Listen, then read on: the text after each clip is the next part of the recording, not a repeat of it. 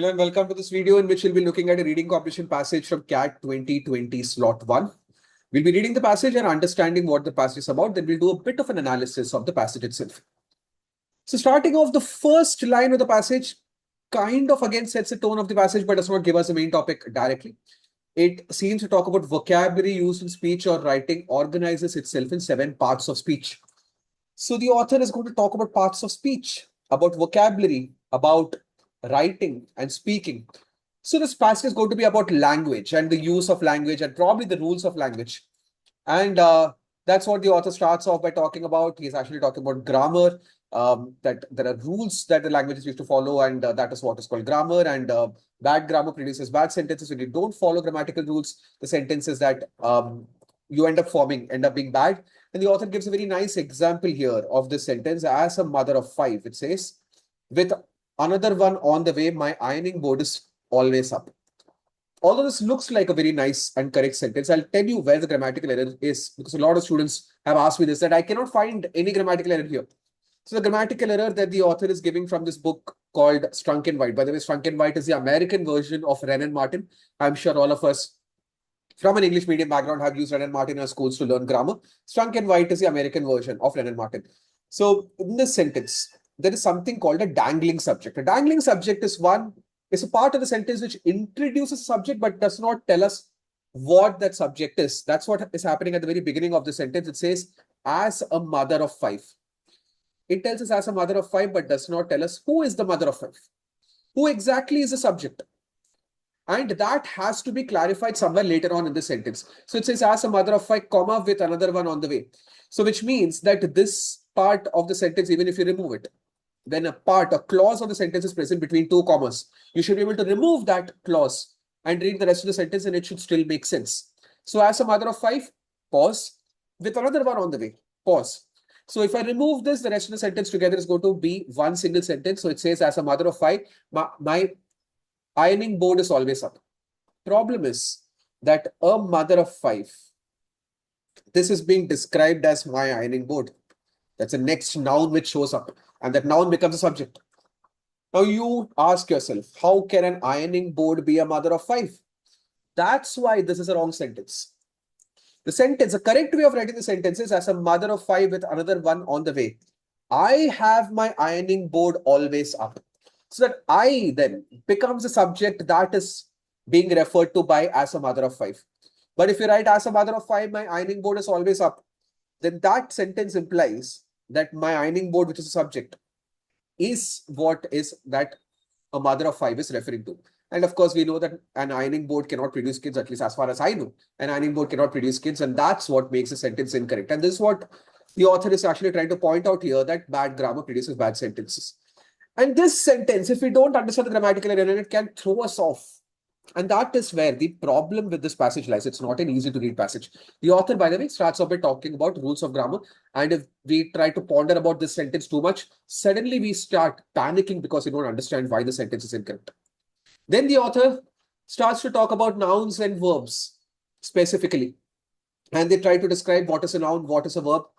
And moving on, the author talks about writing proper full sentences, whether that should be done, whether the grammar police will be opposed to the fact that if you write full sentences.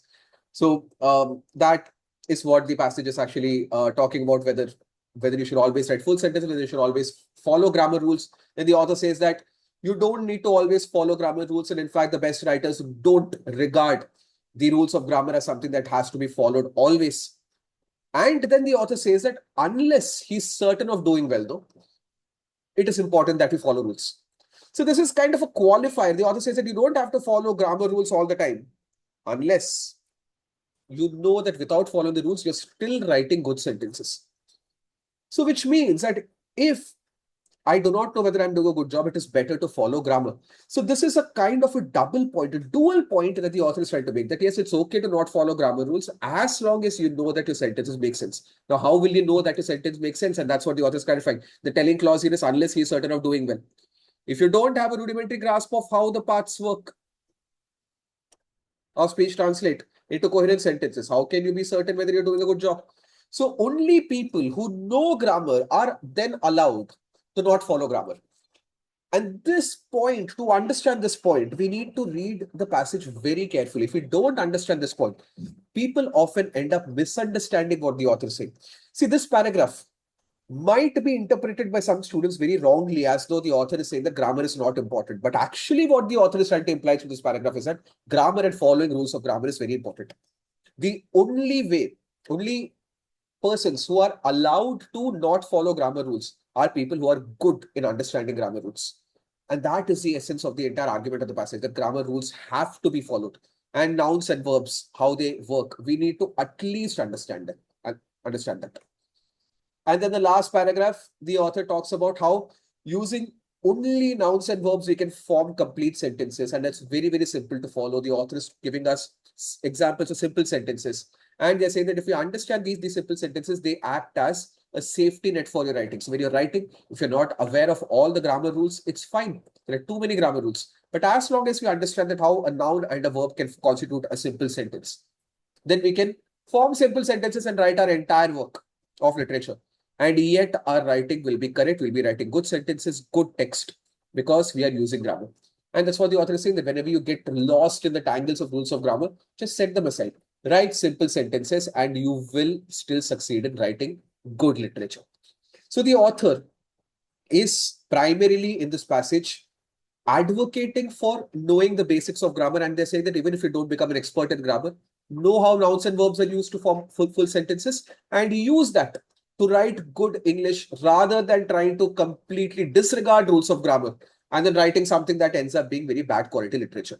This is the point of the passage. And because it has not been written in a very simple, straightforward fashion, it's been written in a more artistic, more pliable kind of a fashion that makes this passage definitely not an easy read. Now coming to this passage's analysis, it's a 505 word long passage, very average length passage as far as CAT is concerned. This passage is what we call discursive. It's a discourse on what is grammar, what is the very basic rule of grammar, and why should we apply it when we are writing.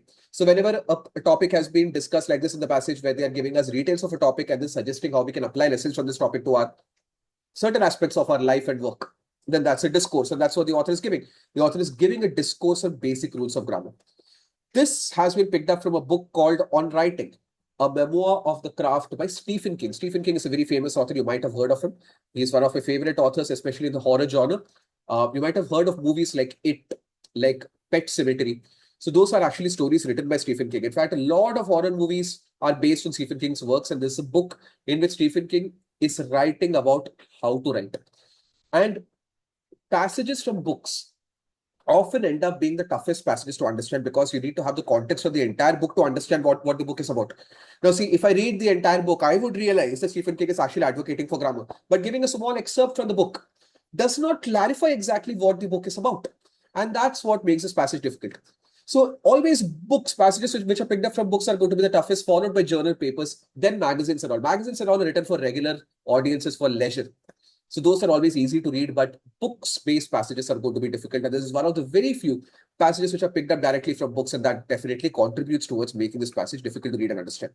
For that reason, I would say up to 3 minutes, even a seasoned reader can take to read and understand what the passage is about. And I would say an acceptable time to read is 3 minutes, 30 seconds, even up to 3 minutes, 45 seconds, I will be saying is a permissible amount of time to understand what the passage is about. For two reasons. Number one, it's been picked up from a book. It's very difficult to understand the context of the passage entirely. Plus, it's about writing and grammar, which is not something that most of us are very regularly acquainted with. So it's an unfamiliar topic of discussion, written in a more complicated format, meant for an entire book, not meant to be read in isolation. For all these reasons, I would say 3 minutes, 45 seconds you can take to read and understand the passage. Overall level of difficulty, I put moderate. I should actually have put moderate to difficult. This is what this passage is about. Stay tuned for the exercise in which, or the video in which I'm going to be solving the exercises, the questions and solutions of this particular passage. Thank you.